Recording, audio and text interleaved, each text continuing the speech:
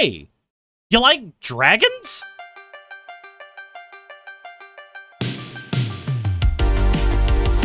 So today's commander is going to fit under the same ethos as Catilda and Ruby, just kind of. So we're going to be making a commander that makes a lot of mana, but that mana cannot accelerate the entire deck. That mana can only accelerate dragons. So, of course, we're going to have to be building a dragon tribal deck, or, Typal or Kindred, or...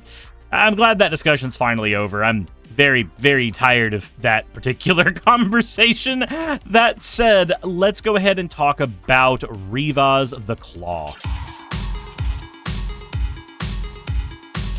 Rivaz is a 3-mana Vashino Warlock who has Menace and the ability to make 2 mana whenever we need. That mana can only be used to cast dragons, however. He does have another ability that allows us to grab any creature spell from our graveyard and cast it, so long as it's also a dragon, and we can only do it once per turn. And unfortunately, the dragon will gain the older version of the finality counter clause, where it will be exiled if it dies. This means we don't get dies triggers, and this means that we will not be able to reuse those dragons ad infinitum. But there is one dragon in our deck that is going to be able to abuse this ability a lot, and that's Kolaghan Storm's Fury.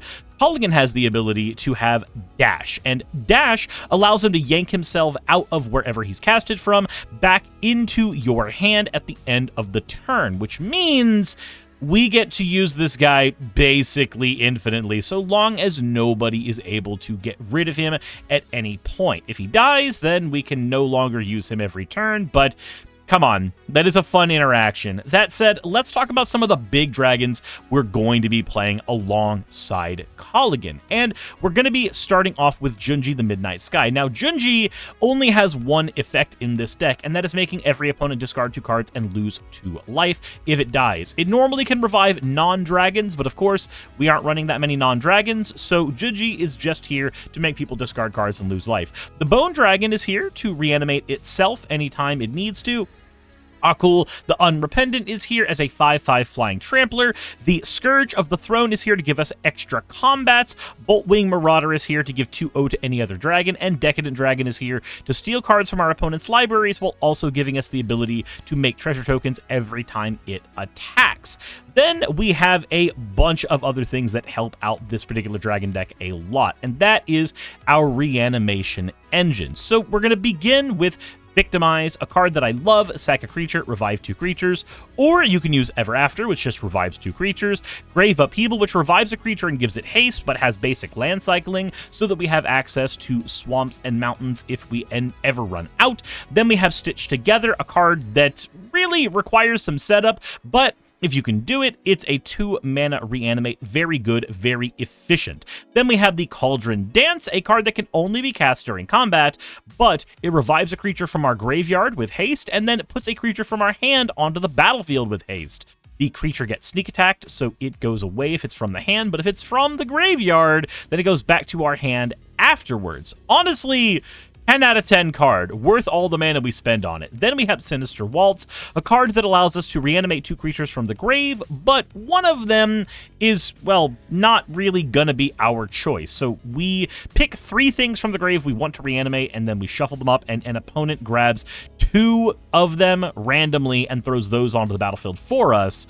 We do not get that 3rd creature, and we have no control over that. So just be careful what you pick. Make sure you only pick gas. Then we have Blade Wing the Arisen, a creature that reanimates another dragon, but also allows us to give all dragons 1/1 until end of turn. Blade Wing is a fantastic commander in his own right, but for this deck, he's going to be a reanimation spell that also pumps up all of our other dragons. We're also going to run a Rising of the Day to give all of our creatures haste and give some of those legendary dragons a little bit of extra love. So this deck has a problem, and it's running out of cards. So we are going to be running a 16-card draw engine to try to facilitate fixing that particular problem. Though one of these cards is kind of a lie. It's Blood-Soaked Insight. It allows us to steal cards from our opponent's deck so long as we did damage to them. But we're also going to be running Cruel Truths, Dire Sight, and Risky Research. All of these allow us to draw 2 cards, surveil 2, and lose 2 life. Bitter Reunion allows us to discard a card in order to draw 2 cards. It can also give all of our dragons haste. Then we have Seize the Spoils, Big Score, and Pirate's Pillage. All of these let us discard a card to draw 2 cards and then make treasure tokens. Then we have Moria Scavenger, and the Scavenger and Rummaging Goblin both allow us to discard cards to draw cards. Remember that when dragons make their way into our graveyard, we are going to be reanimating them with our commander. Then, because we have so much discard going on, we're going to be running Cruel Truths. And Cruel Truth says we get to draw a card for every card we've discarded this turn. It shares this ability with Green Goblin Revenant, which can do this every single turn, so long as we can keep attacking with it. Then we have Paretic Charge, a card that allows us to discard our hand to draw 4 cards, and then power up all of our dragons when we do so. Let's also throw in a Nullspine Dragon that can give us a fresh hand of a lot of cards, so long as we punched an opponent with one of our dragons earlier in the game. Then we have a Skyland Despot, which gives us the Monarch ability and the ability to spawn dragon tokens, and a Dream Pillager, which gives us the ability to impulse draw whenever we punch our opponents.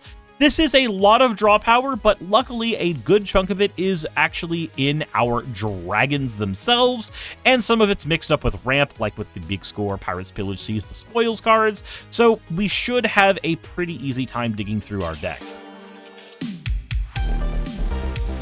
Now we have to talk about removing our opponent's cards from the board, because, yeah, we're playing dragons. You're going to be casting removal at us. We might as well start throwing away things that you love as well. Let's begin with Tyrant's Familiar, a card that gets 2/2 if we have our commander out, and deals 7 damage to a creature whenever it swings.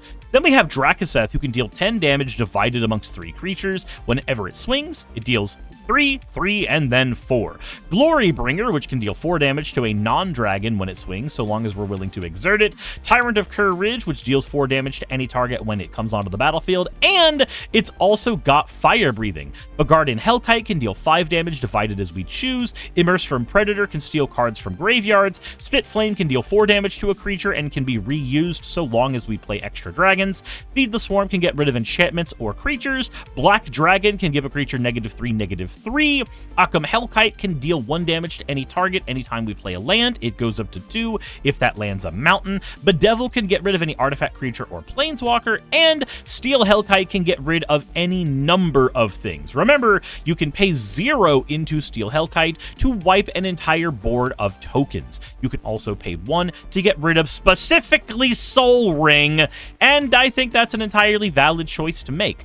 Then we have Crux of Fate, a card that can blow up all dragons or all non-dragons. I feel like you kind of know exactly which one we're going to be picking. Then we have Too Greedily Too Deep, a card that will revive one of our dragons and wipe the board. Territorial Aetherkite, a card that will do 2 damage to the entire board when it comes out because of its ability. Deathbringer Region, a board wipe so long as the board is full. Scavenger Region, a dragon that has a not quite Toxic Deluge, but an attempt at an effect like that on it, as well as its sorcery ability. Remember, our commander cannot be used to cast omens. It's only dragon creature spells.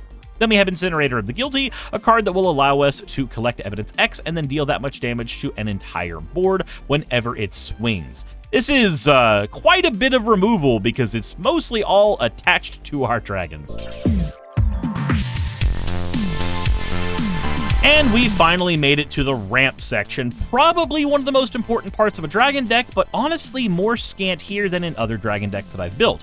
Usually I try to go for 18 or 20 ramp spells in dragons because they cost so damn much, but since our commander is able to provide us with ramp guaranteed, I think we can go down quite a bit in ramp here. So, first up, there's Wayfarer's Bauble, because I'm definitely not aping off of another content creator with my entire shtick, I guess.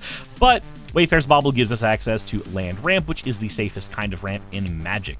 Then we have Patron of the Arts, which can give us a treasure token when it enters or dies. Swashbuckler Extraordinaire, which gives us a treasure token when it comes out, and can even give any of our creatures double strike by sacking treasure tokens. Then we have the 2-mana mana rocks of Mind Stone, Fractured Power Stone, Charcoal Diamond, Prismatic Lens, Solar Transformer, Fire Diamond, and Arcane Signet.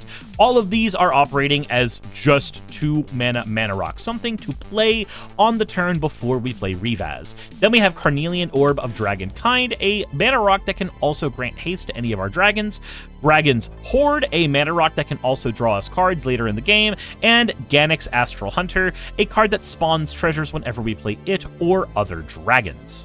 We're also going to be running 10 Swamps and 12 Mountains, with our untapped dual lands being Tainted Peak, Smoldering Marsh, Shadowblood Ridge, Foreboding, Ruins, Exotic Orchard, Command Tower, and sometimes Temple of the Dragon Queen. We have a tapped Temple of Malice so that we have the ability to make sure that we can scry early in the game, and we have a Rakdos Cranarium so that we can reuse any utility lands we might shove into the deck. Utility lands kinda like Spine Rock Knoll, which lets us freely cast stuff later in the game if we do damage to people. Then we have the fetching lands of Vibrant Cityscape, Terramorphic Expanse, Evolving Wilds, and Escape Tunnel. They're all the same card. And then we have a Myriad Landscape, which can be used to ramp us while also being a fetching land. With that said, that's everything in the deck, so let's talk about how to play it. Alright, let's take a look at what we've got going on here. 4 lands, 2 ramp spells, and a Bellowing Marauder. We don't have a lot of stuff here, but we've got plenty of mana. I'm willing to run with it and see what happens, so let's go ahead and drop down that Command Tower and then move to the next turn. We're starting to get kind of mana flooded. That worries me a little bit. Let's get the Charcoal Diamond out there and then go to the next turn. That is another land. Interesting. Okay. We're going to play the Mind Stone and tap these and get Rivaz out. We've got access to 1, 2, 3, 4, 5, 6, 7, 8 mana on this turn. That's a lot, but actually, it all kind of works out because we have a Decadent Dragon here. So we can go 1, 2, 3.